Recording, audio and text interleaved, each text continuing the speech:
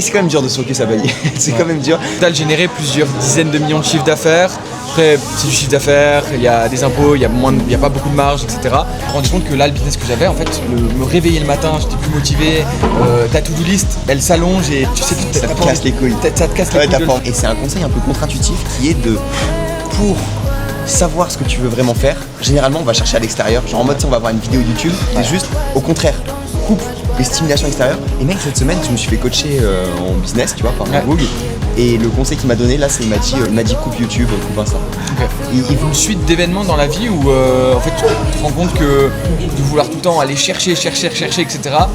Je commence à devenir croyant, je pense, pas forcément une religion à part entière, mais juste croyant en la vie, tu vois, et nombre de. What's up les gars, aujourd'hui petit épisode de podcast avec Jérémy le boss. Voilà, salut à tous, c'est le premier, je suis très stressé, hein, j'annonce. Les gars, j'étais là, avec Jérémy, on bossait dans un cowork, on s'est rencontrés pour la première fois hier. Ouais, on s'était appelé une fois. On s'était appelé une fois en septembre. Et là aujourd'hui on va se faire un cowork et tout, j'allais tourner mon podcast du dimanche, vu qu'on est dimanche. Et je dis à Jérémy, oh t'es chaud de filmer? Et Jérémy il a dit, oh bah non. Et après il m'a dit, mec ça me fait peur, faut qu'on le fasse. T'aimes bien faire les choses qui te font peur dans la vie? Ouais, c'est en fait, il y a des fois, je trouve, t'as deux choses qui te bloquent de faire quelque chose, en mode j'ai pas envie, etc. Ou juste des fois ça te fait peur. Et après tu le sens, c'est une boule dans le ventre, etc. Et là j'étais en mode ça me fait peur. En plus des podcasts, que là je suis juste allé aux toilettes, j'y ai pensé, je me dis en mode j'aime bien en écouter. Je me dis pourquoi pas essayer d'en faire un, tu vois. Faut transcender voilà, 100% la peur et tout. Mec, pour les gens qui te connaissent pas, tu racontes vite fait en vif les trucs stylés que t'as fait dans ta vie. Je m'appelle Jérémy, j'ai 27 ans. J'ai commencé à l'époque comme tout le monde un peu avec le e-commerce, etc. Make Money Online. Assez vite, ça me plaisait pas trop de faire ça. Du coup, j'ai fait du lead gen, donc de la génération de leads pendant 4-5 ans. On a eu un call center aussi à côté, dans les travaux énergétiques, tout ça, etc. Bref. Et puis j'ai tout arrêté en avril-mai parce que ça me plaisait plus trop et je voyais plus trop le sens de ce que je faisais. Et puis après, j'ai pas fait grand-chose jusqu'en novembre. Et là, je suis dans les SaaS et puis on essaye une idée par mois, je développe des choses, etc. quoi. Magnifique.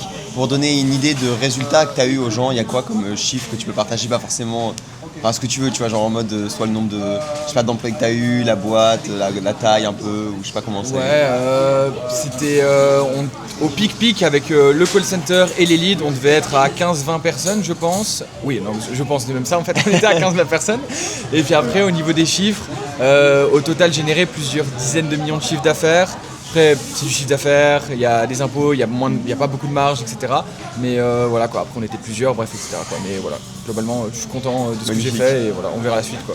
Mec, petite dédicace à Stan Leloup qui nous a mis en relation. Oui. Parce qu'en fait, en septembre, moi j'ai arrêté tous mes business, enfin j'ai arrêté mon business principal et je me suis mis à travailler, genre j'ai travaillé sur 7 projets. Tu sais, j'ai fait la strat de je prends tout ce qui vient, tout ce que j'ai envie de faire et là j'ai lag. Et maintenant, j'ai genre 4 trucs, tu vois. Ouais. Et du coup, je bossais avec Stan. Et Stan, il m'a dit, oh putain, j'ai un bouille.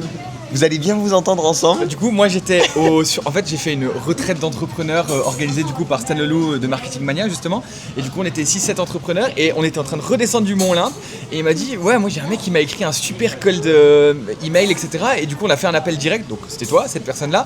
Et puis après, il m'a expliqué un peu qui t'étais, le château, etc. Je connaissais vite fait, je crois. Et après, il m'a dit, je pense que tu pourrais bien t'entendre avec. Attends, je te mets en relation. Et puis après, on s'est appelé une semaine après. Et puis là, je suis arrivé à Bali hier. Et puis 100%. je t'ai écrit quoi. Et tu vois, j'ai envoyé en plus un mail à Stan et un mail à Enzo Honoré. Ouais, et il était là aussi. Les deux, du coup, ils ont parlé ils t'ont parlé de ça. Ouais. Et ça, tu vois, ça c'est un truc de fou que pour moi, les gens font pas assez, qui est d'envoyer des messages en fait. Ouais. Genre en fait, les gens que tu kiffes, tu sais, sur les réseaux, machin et tout, ils peuvent tellement t'apporter. Et au final, même si tu vas pas forcément travailler avec eux, mais des fois en fait, j'envoie des messages, je sais même pas ce que ça va être la finalité. Ouais. Mais là, tu vois, si je réfléchis au final d'un message que j'ai envoyé genre en août, ça finit que je suis en train de faire un podcast avec un boug qui est trop cool, tu vois, dans un cowork et tout. Genre c'est marrant, tu vois, l'effet cumulé des actions en fait. Et je trouve, du coup, c'est ce que j'ai fait là. Par exemple, je suis arrivé il y a 2 jours et donc j'avais des fois, en général, quand je vais dans un nouveau lieu, j'ai un peu une liste de gens qui sont à peu près par là-bas et après je sais que je leur renvoie juste un message, tu vois. C'est des gens que j'ai vus sur Insta, YouTube ou des connaissances un peu plus loin ou juste que je connais pas. Et du coup là, je suis arrivé, je t'ai écrit à toi, j'ai écrit à une autre personne aussi que je suis sur Insta, YouTube et faut se creuser un peu, etc. Après là, cette fois-ci, elle m'a répondu, mais il y a plein de fois où juste j'ai écrit un message Oula.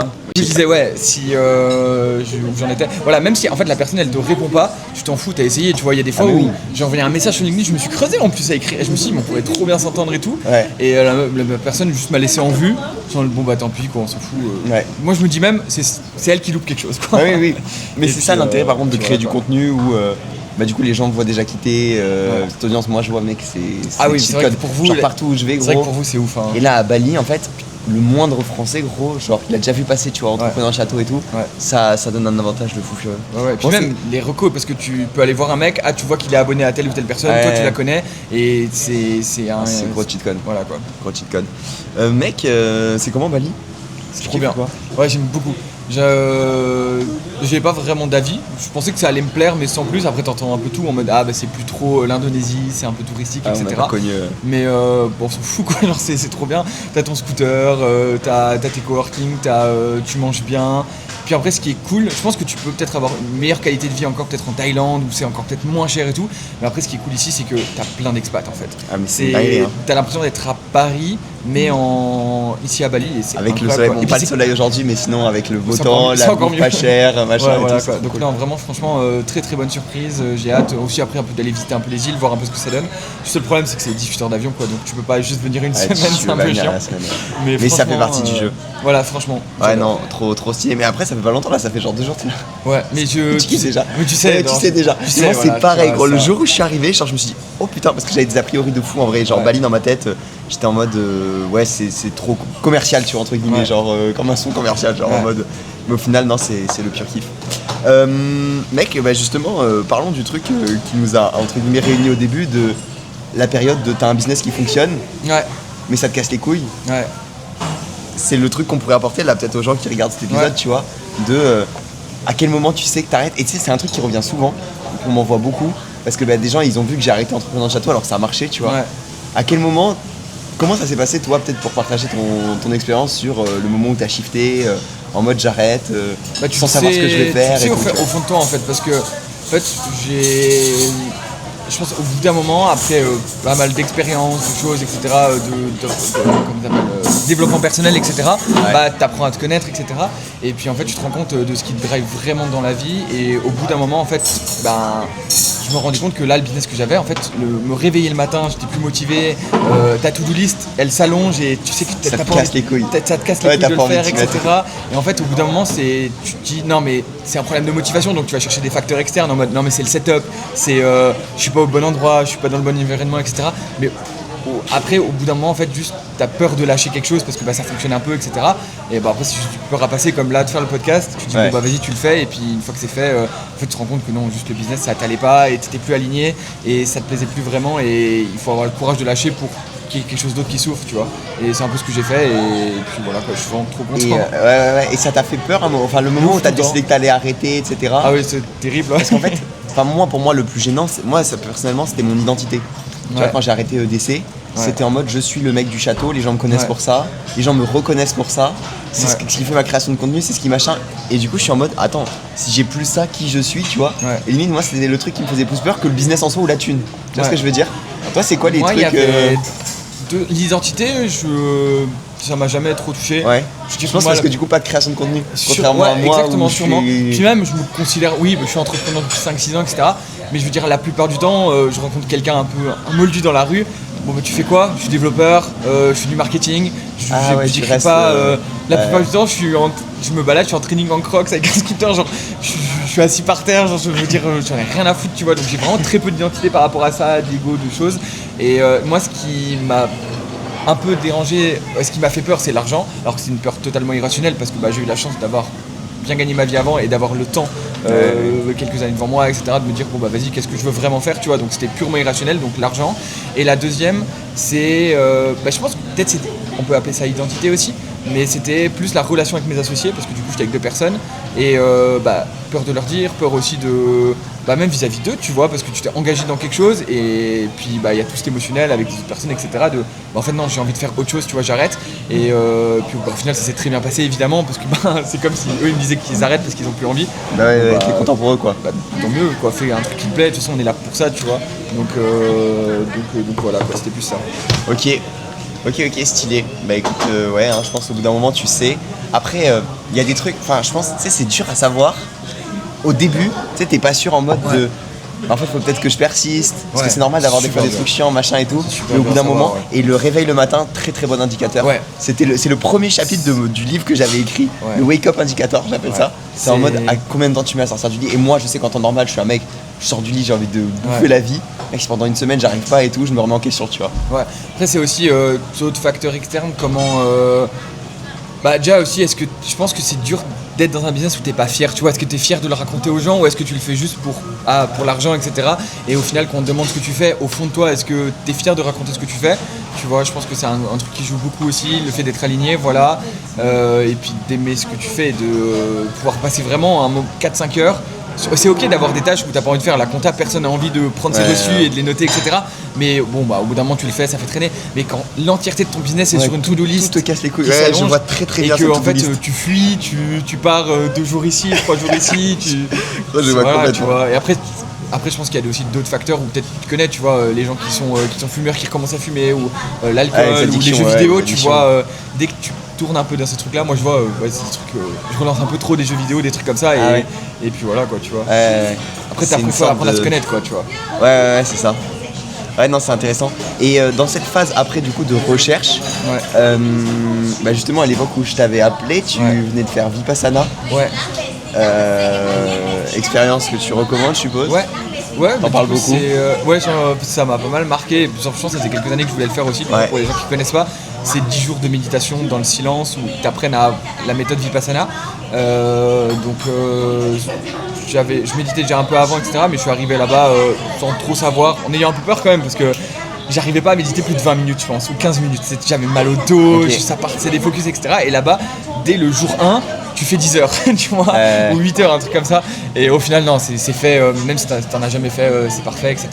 Et du coup, oui, ça m'a appris pas mal de choses sur moi. Ça m'a permis de faire un vrai break après d'avoir arrêté. Et puis après, du coup, ta première question, c'était plus de qu'est-ce que je voulais faire.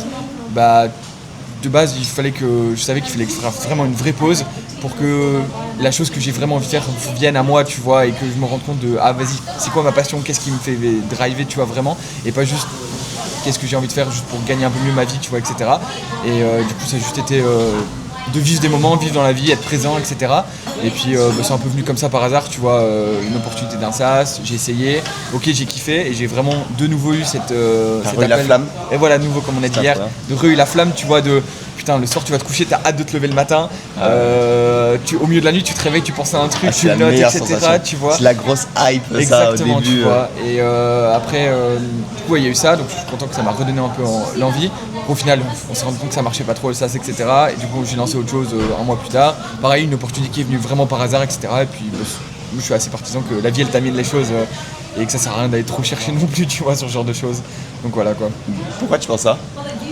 Une suite d'événements dans la vie où en fait tu te rends compte que de vouloir tout le temps aller chercher, etc. Je commence à devenir croyant, je pense. Pas forcément une religion à part entière, mais juste croyant en la vie, tu vois. Et nombre de fois où les choses, je dis juste attends là et voir, tu vois. Et plein de choses ça s'est fait, je sais pas, dans l'amour, les amis, le travail, etc. Et du coup au bout d'un moment tu es en mode putain, juste pourquoi ça doit être juste du hasard, juste viens on se met à fond là-dedans et on attend et on regarde ce qui vient et ça marche et tout est mieux, plus heureux, moins stressé, moins angoissé, et du coup voilà quoi.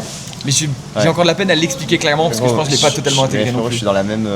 En fait moi c'est le même truc et j'essaye parce que en fait c'est que c'est en plus moi c'est une question qu'on me pose entre guillemets souvent de comment tu fais pour avoir cette espèce de détachement, foi en la vie, etc. Parce qu'au final c'est ça, c'est avoir la foi, tu vois.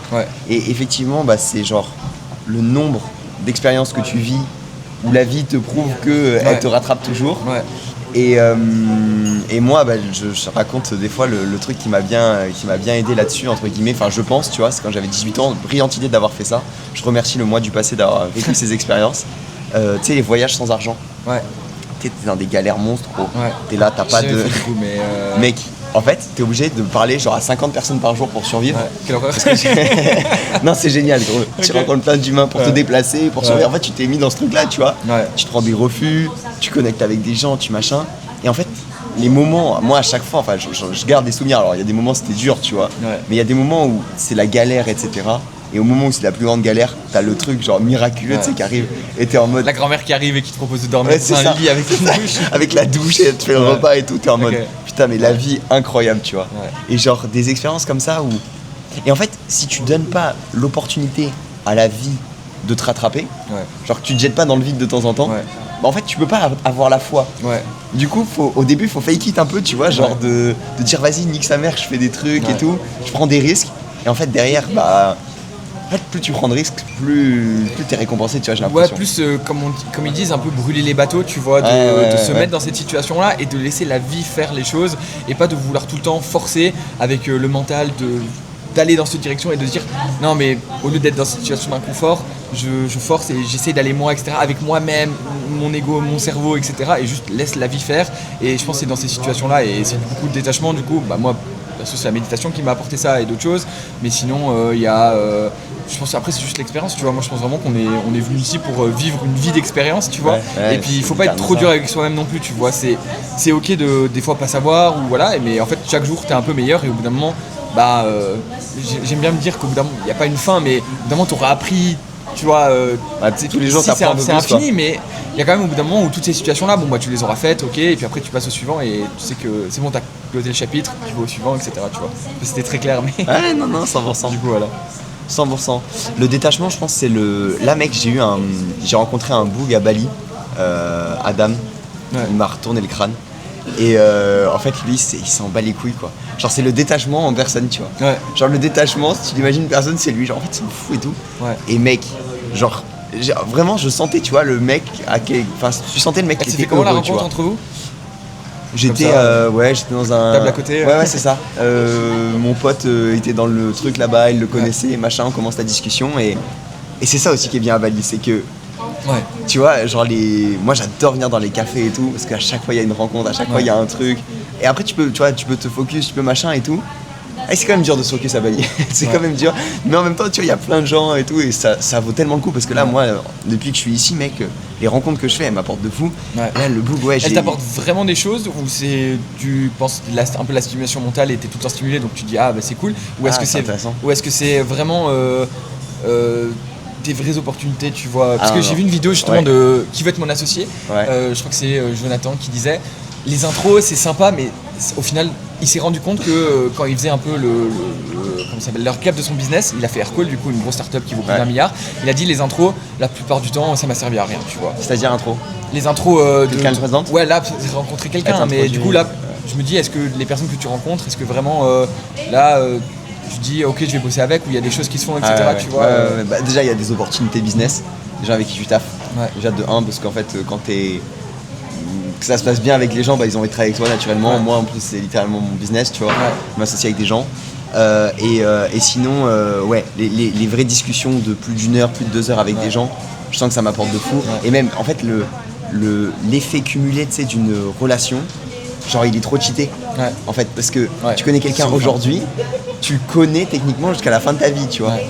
Et du coup en fait ça va être dans 6 mois tu vas penser à lui pour un truc, machin. Et puis même là moi je me rends compte, moi toi t'es encore plus jeune que moi, j'ai 27, toi t'as 22, Voilà, 22. Genre on est tellement jeunes, je me dis imagine à 45 ans, tu vois. Non mais ça va être monstrueux. Et puis en plus quand tu sais que la plupart des gens quand ils montent leur boîte, maintenant les grosses boîtes, etc., les mecs ils ont monté leur boîte à 35, 40, etc. Nous on est tellement jeunes, je me dis bah ça va être dingue, j'ai tellement tous hâte de nous voir dans 10 ans, tu vois, ou 15 ans. On a de l'avance de fou, c'est une dinguerie, genre on a trop de chance. On a trop de chance. T'as appris quoi cette semaine, mec, dans les apprentissages de ta vie un peu? Oula. La question qui tue sa mère. En fait, j'ai de la peine à récap en fait. Mais tu sais pourquoi je te pose ça? Parce que moi je t'explique le process de quand je fais mon podcast chaque semaine. C'est que je regarde ce que j'ai écrit donc, dans le carnet magique. J'en ai acheté un nouveau d'ailleurs ici parce que j'ai fini mon ancien. J'ai jamais rien écrit de ma vie. C'est pas vrai? Alors déjà, je pense les livres, j'en ai jamais. J'ai lu 2-3 livres. Lire, moi je sais pas lire. Je sais pas lire. Non, on me lit tout, tu vois. Non, c'est pas vrai. Non, j'ai lu, je pense, la bio de Steve Jobs, Elon Musk. J'ai dû lire Père riche, Père pauvre à 15 ans, les 50 premières pages, et j'ai compris du coup. Après, je suis en mode, ok, c'est clair. C'est bon, il faut pas acheter une télé, ni une voiture, bref. Et sinon, les livres, j'ai des livres, hein. Je reçois, j'ai une Kindle aussi. Mais j'arrive elle pas. ne sert à rien. Mais si, j'ai lu des romans, genre des histoires, mais c'est un peu comme une série, tu sais, je les ai binge read, je sais pas si ça se dit. Mais sinon, pareil, et écrire, j'ai essayé, hein. J'ai commencé de temps en temps, j'ai jamais réussi à écrire quoi que ce soit. C'est pas ton correspond pas, tu vois. Mais les podcasts, par exemple, c'est tellement bien.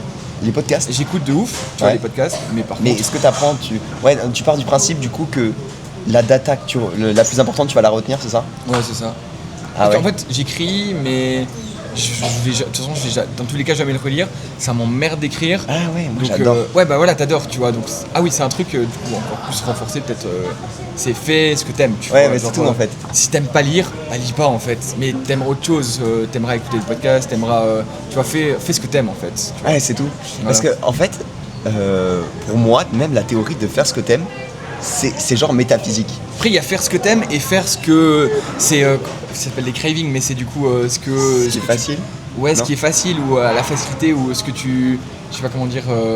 Tu vois, aller au McDo tous les jours, c'est pas ce que t'aimes non plus, tu vois. Donc il y a juste une subtilité entre les deux, tu vois. Faut faire attention à tout ce qui est drogue, tout ce qui est addiction, je veux dire, etc. Mais métaphysique du coup, pourquoi tu dis ça? Métaphysique dans le sens où si j'ai cette. En fait, je pars du principe que tu vois, les envies, genre c'est pas moi qui les choisis. Tu sais, c'est en mode ça vient à moi. Et s'il y a un truc qui vient à moi, bah, c'est que je suis fait pour faire ça, tu vois. C'est comme mes idées. Tu sais, genre moi j'ai l'idée de faire un village un jour avec des entrepreneurs et tout. En fait, je me dis, et cette idée, genre elle est taquette forte, tu vois, en moi. Genre quand j'y pense, genre j'ai des sensations, des émotions trop fortes et tout. Et je me dis, en fait, si l'univers ou je sais pas trop qui a mis genre cette idée, cette sensation et tout en moi, bah, en fait c'est parce que je suis là pour faire ça, tu vois. Genre c'est logique. Ah ouais, aucun doute. Et du coup, en fait, si tu sais pas vraiment ce qui te fait vibrer, c'est marrant quand tu dis vibrer, j'avais jamais capté l'expression. Qui te fait vibrer, genre tout vivre, enfin bref.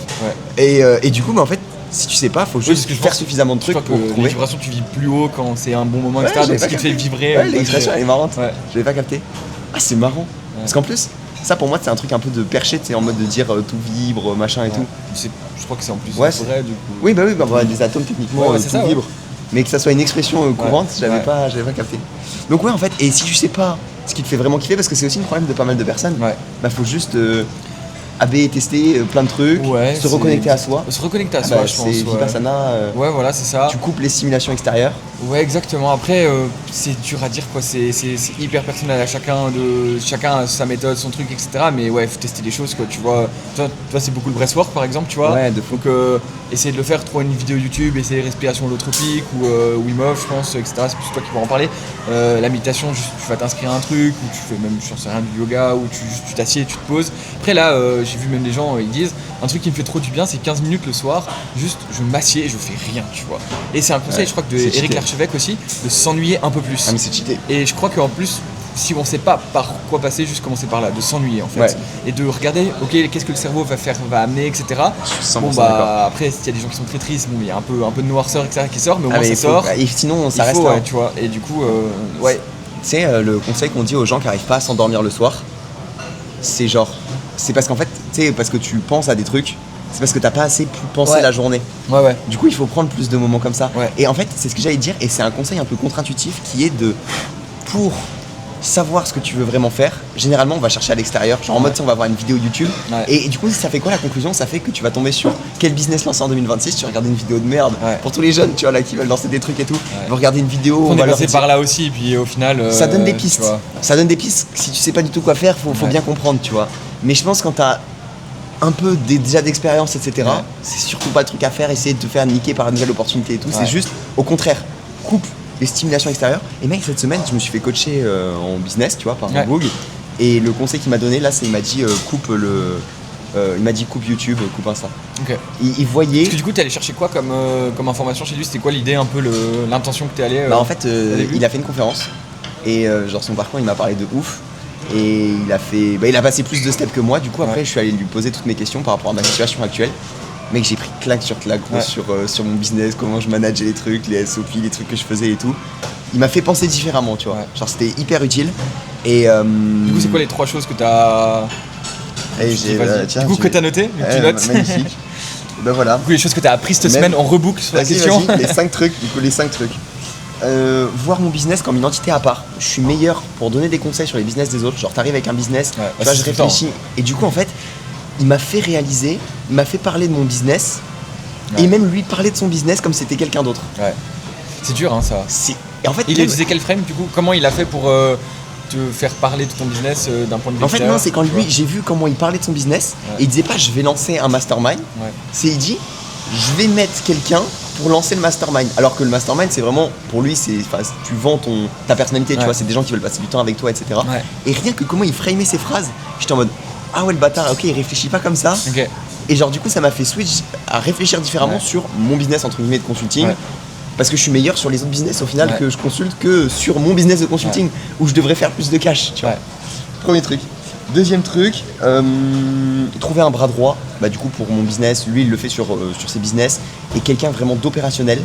J'ai bien compris le profil qu'il fallait que je recrute. En mode quelqu'un, tu sais, de très... qui kiffe l'opérationnel et qui veut de la sécurité, en fait. L'opposé de moi. Et il m'a dit, peu importe ta personnalité, ton bras droit, trouve quelqu'un qui est opposé à toi.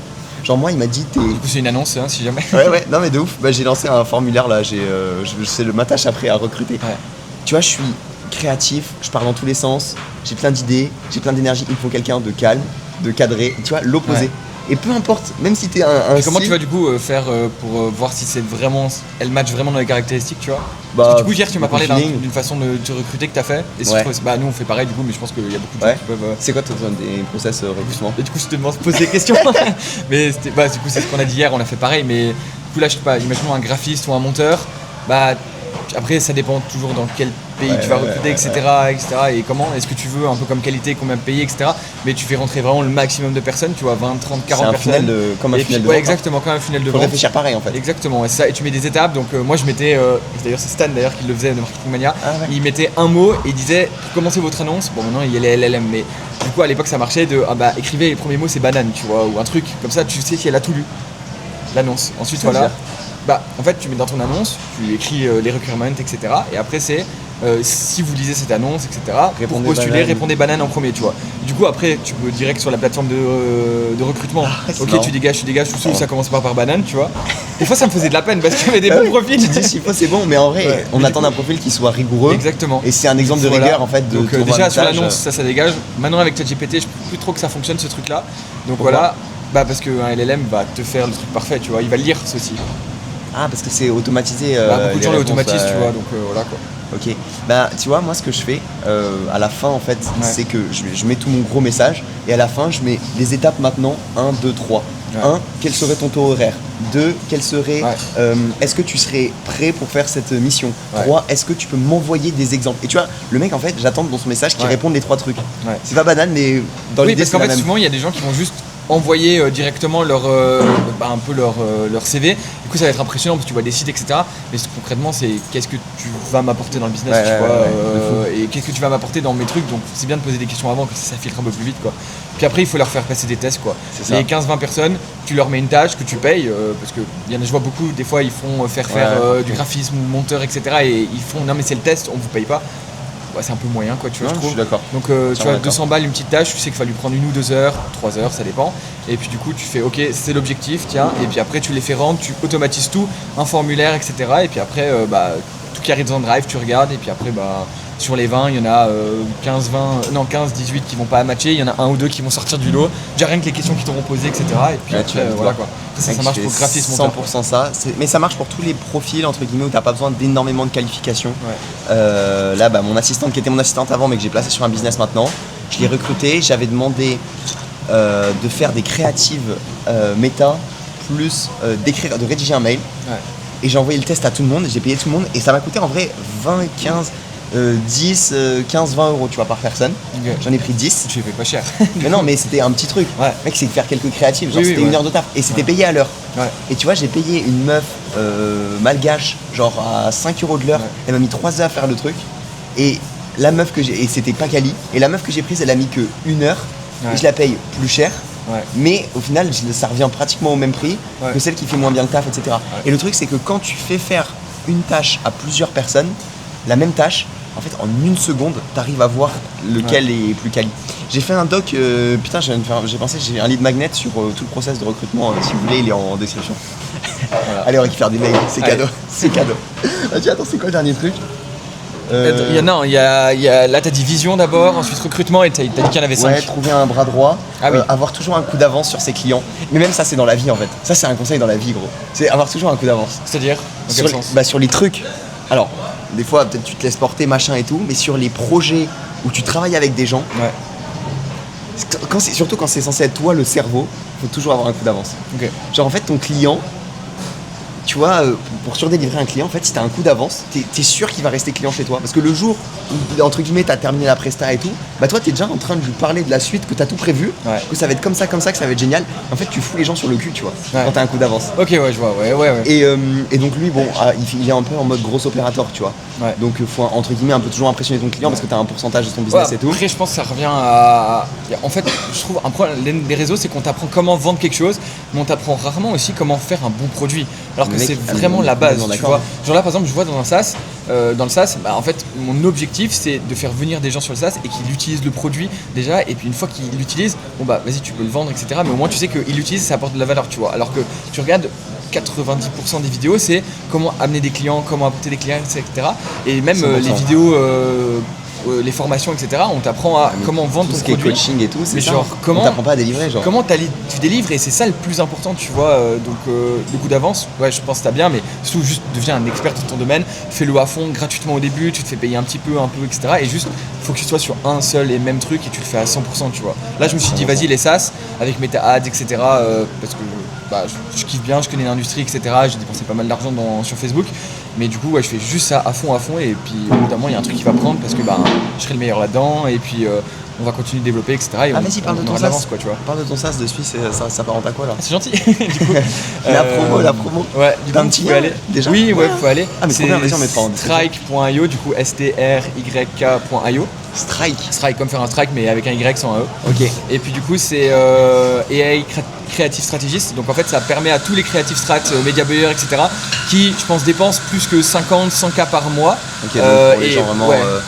Et qui font au moins, je pense, 40, 50, 100 nouvelles créatives par mois. Et du coup, ça leur permet de connecter leur compte Facebook. Nous, on va analyser toutes les datas. On va analyser aussi les photos, les vidéos, on va tout transcrire, etc. Et après, on va leur donner un dashboard, mais qui sera vraiment creative oriented. Et ça va te permettre de pouvoir chatter avec tes données avec un LLM derrière. Donc, tu peux demander quelles ont été les 10 dernières vidéos que j'ai lancées qui ont le mieux marché le mois dernier. Et ta analyse complète. Et puis après, c'est quoi les hooks en commun, etc. Qu'est-ce qui est mieux entre les photos et les vidéos? Nous, on a toute la data. En fait, c'est ChatGPT, mais connecté à votre business et à vos stats à 100%. Et après, on a des reports, la creative fatigue. Mais c'est vraiment orienté créa, tu vois. Alors que le Facebook Ads Manager, il n'est pas vraiment fait pour ça. Tu as tes campagnes, tu as la tête, ton ads, mais vas-y, va trouver le truc qui a été lancé la semaine dernière, qu'est-ce qui fonctionne le mieux, etc. Et du coup, là, c'est 100% ça, quoi. Donc, voilà, ça classe. Attendez, c'est quoi les next steps? Le next step, c'est de faire venir un peu des clients, tu vois, un peu le contraire de toi. Toi, tu fais venir des gens et tu regardes un peu s'il y a une traction. Nous, on a développé d'abord le produit, et mais non, en fait, on n'a pas de communauté, on n'a pas de brand. Donc, tu veux faire quoi? Tiens, ça m'intéresse. Là, je pense que déjà faire venir un peu les gens, etc. Ouais, mais les bêta users, tester à fond le produit et déjà voir s'ils l'utilisent, tu vois. Parce que nous, par exemple, on a lancé un SaaS avec un ami qui est juste là. En fait, les gens, on a fait venir des amis dessus, etc. Et des gens pour qui on a vraiment honnêtement fait le SaaS et ils l'utilisaient pas, tu vois. Donc on était en mode, s'ils l'utilisent pas, c'est qu'il y a un truc que le besoin il est pas vraiment là. Et donc là, c'est de faire venir les gens, de faire utiliser. Après là, les regarder l'utiliser, exactement, voir s'ils l'utilisent vraiment. Et puis déjà améliorer le produit, puis après là on va commencer les ads début de semaine prochaine pour voir un peu si ça prend. Je suis associé avec quelqu'un qui est vraiment très très doué pour ça. Donc voilà, et puis après cold message, LinkedIn, etc. Et puis pourquoi pas des influx ou des choses, on verra ça. Mais déjà juste faire un bon produit, puis on a le temps quoi de toute façon. Donc voilà. Toute la vie devant toi pour exactement. Développer ces beaux projets. Puis c'est pas celui-là, ce sera un autre quoi. Magnifique. Bah mec, c'était bien plaisant cette petite discussion. Ouais. Qu'est-ce qu'on a à retenir de ça? Faire ce qui te fait kiffer. Ouais. Hyper important. D'ailleurs, c'est un des derniers trucs que j'ai écrit, tu vois, là dans mon truc, je vois écrit. Bosser, oui, mais prends plus le temps de découvrir, tester, rencontrer, faire ce que t'aimes. Ça te donne de l'énergie et c'est ça qui est vraiment intéressant, tu vois. Ouais. va chercher l'énergie en fait, plutôt que d'aller chercher de l'argent ou je sais pas quoi. Va chercher ce qui te donne de l'énergie, et cette énergie va t'apporter d'autres types d'énergie, genre l'argent, des relations, des trucs et tout. Ouais, l'argent, on dit souvent, c'est pas une finalité, c'est trop cool d'en avoir, tu peux faire ce que tu veux. Là, on est à Bali, on n'a pas dû trop réfléchir avant de venir ici et tout. C'est trop chouette, tu vois. Des coconuts. Ouais, bon, elles sont pas très chères, donc un peu tout le monde peut se les payer celles-là, tu vois. Mais ouais, non, vraiment, la vie, c'est vraiment une expérience, tu prends le temps et c'est le chemin qui compte. C'est très cliché, mais c'est très vrai quand tu le vis. Tu vois. Allez, les amis, on se quitte sur ça. Voilà. A plus. Vas-y, on se refait un petit épisode dans 1 an ou 2. Voilà, c'est ça. On saura le sas où ça en est, comment ça avance. Voilà. Il y en aura eu des choses en 2 ans, je pense. Regarde où t'étais il y a 2 ans, je pense, et moi aussi. Ça, c'est une folie. C'est ouf, hein. Faire le récap. Magnifique. Voilà. Ciao, ciao. Salut les gars.